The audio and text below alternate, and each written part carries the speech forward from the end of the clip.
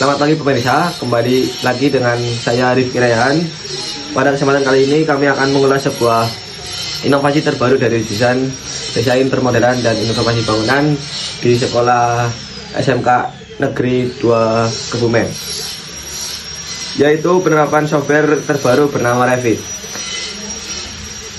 Software ini menjadi gebrakan baru dalam dunia desain bangunan karena mampu mengintegrasikan seluruh proses perencanaan, permodelan, hingga visualisasi proyek secara digital dan efisien. Melalui penggunaan Revit, siswa jurusan DPIP kini dapat belajar merancang bangunan dengan teknologi yang digunakan oleh para profesional di dunia industri konstruksi. Lantas, seperti apa penerapan di sekolah dan bagaimana tanggapan guru tentang inovasi terbaru ini? Mari kita tanya langsung kepada guru di jurusan tersebut. Oke, kali ini saya sudah bersama Bapak Umar Hasan sebagai guru dari jurusan DPIP. Kali ini saya akan bertanya tentang inovasi terbaru yang diterapkan di jurusan DPIP, yaitu software Revit. Pertanyaan pertama, apa inovasi terbaru yang diterapkan di jurusan DPIP khususnya terkait dengan penggunaan software Revit dalam pembelajaran? Sebelumnya, jadi perlu kita ketahui software Revit itu saat ini sedang mulai digalakkan atau dimasifkan. Jadi pelan-pelan infrastruktur ke depan itu menggunakan software berbasis BIM atau berbasis BIM. Salah satunya yaitu software Revit. Mungkin di kontraktor atau konsultan di Kebumen, software Revit beberapa ada yang sudah, tapi hanya mungkin bisa dikatakan 5%. Karena belum siap secara infrastruktur atau modelernya atau yang user atau yang menggunakannya itu. Tapi kami melihat BUMN atau badan usaha milik negara sudah mulai ke sana, arahnya mulai dari lisensi sampai aplikasi di lapangan. Oleh karena itu, kita sebagai pendidikan di sekolah menengah kejuruan sedang menuju ke sana.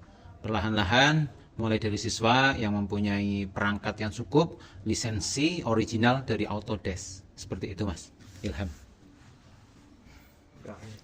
Pertanyaan kedua, di mana biasanya siswa mempraktikkan pembelajaran Revit ini? Baik.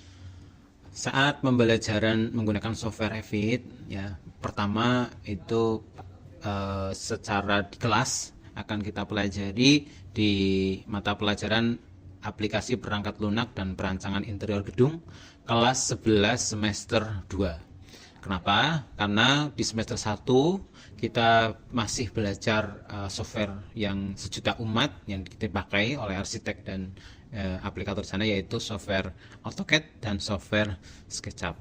Selain itu juga sedang mengarah terkait dengan LKS, lomba kompetensi siswa, juga mulai tahun 2022 itu menggunakan software Revit itu. Jadi sekali lagi perlu diketahui bahwa software itu adalah alat bantu, tetap yang menjadi modeler atau kesemuanya itu ada di manusianya. Ya, seperti itu. Nah, siapa yang berperan penting dalam mengenalkan dan mengembangkan penggunaan Revit di jurusan DPIP ini? Baik. Yang berperan penting pada saat pembelajaran DPIP yaitu pertama manajemen sekolah. Manajemen sekolah menyiapkan infrastruktur mulai dari laboratorium yang cukup, selanjutnya dibantu dengan pelatihan-pelatihan. Contoh, Pak Yudo sudah belajar di BP, PPMPV, BMTI Bandung terkait dengan software Revit. Selanjutnya untuk legalitas dari Autodesk, setiap siswa juga sudah membuat akun Autodesk, dan di situ sudah legalitasnya atau softwarenya adalah legal dan diakui secara internasional. Selanjutnya juga didukung berkat dukungan para orang tua yang memfasilitasi putra-putrinya dengan perangkat komputer, serta anak-anakku atau peserta didik DPIP yang mau belajar dengan sungguh-sungguh. Gitu, Mas Ilham. Selanjutnya, mengapa software Revit dipilih sebagai media pembelajaran baru dibandingkan software desain bangunan lainnya? Baik, terima kasih. Jadi, kenapa software Revit dipilih? Yang pertama yaitu terkait dengan legalitasnya.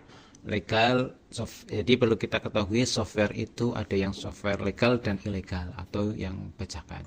Jadi software Revit itu softwarenya legal, berdasarkan sudah didaftarkan oleh Kementerian Pendidikan dan Kebudayaan kerjasama dengan Autodesk.